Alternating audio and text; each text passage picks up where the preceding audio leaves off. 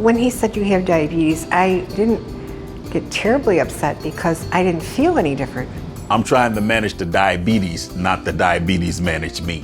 This is a disease. It's not going to go away. But with good management, good physicians, you can have a healthy life. I'm Susan Hunt, and today we're going to talk about diabetes. It's estimated that 80 million people in the United States have diabetes or are on the verge of developing it. About 6 million people with type 2 diabetes don't even know they have it yet. It's a serious, lifelong condition, but there's a lot you can do to protect your health. You can live well with diabetes. We're all at risk. It's the epidemic of modern age. Okay, 1, 2, 3. There are certain days that I wonder if I did a family medicine residency only to become an endocrinologist.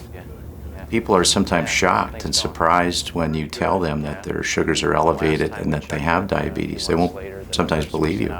There's a multitude of organ disease that goes on with diabetes, and it's not as simple as treating the sugar. We have to be very aggressive with treating pretty much the entire body, focusing on the eyes, the kidneys, the heart. I think it's important to educate folks, and that can be partially through their healthcare provider. It can also be through a nurse, such as a clinical care coordinator that we have in our office. The thing that affects your blood sugars the most are sugars itself or the carbohydrates. That's what makes your blood sugars high. And also through diabetic education, where you see a certified diabetic educator, nutritionist. We encourage our folks to go to the classes, learn as much as they can. The best time to exercise when you have diabetes is an hour to an hour and a half after a meal.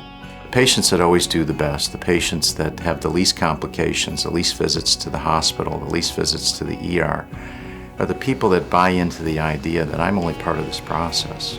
I mean, I'm sort of the quarterback, I guess. I call the plays, but I'm going to give you the ball and see where you're going to run with it. I was pre-diabetic for about a year now. We've been watching it. That's when we started coming to some of the classes.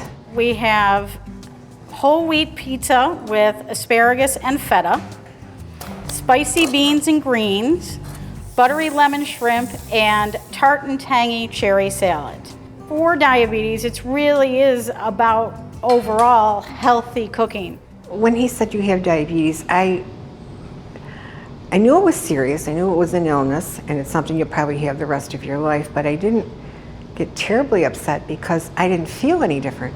I figured, well, I really have it now. I'm going to be on medication. I'm going to have to make some changes, but I've dieted on and off all my life, and I wasn't going to change anything very drastically. We know that with diabetes, you should be having whole grains.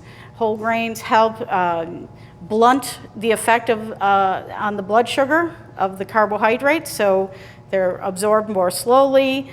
Started coming with a girlfriend, and the two of us are both overweight. She's diabetic, so am I. We've just made gradual changes. We've learned a lot of little hints from Pam, like the whole wheat flour. I don't buy the white flour anymore. And we're going to use a little bit of Splenda, some sugar substitute here. Yeah, we got a lot of great recipes. We all talk. We discuss some of our problems. It's a lot of fun. I love to bake. I love to cook. And that part's been an adjustment. Your life does not have to be turned upside down because of diabetes. And that's really the point, is that you can make small changes within your lifestyle and really at your pace that will make a big difference down the road.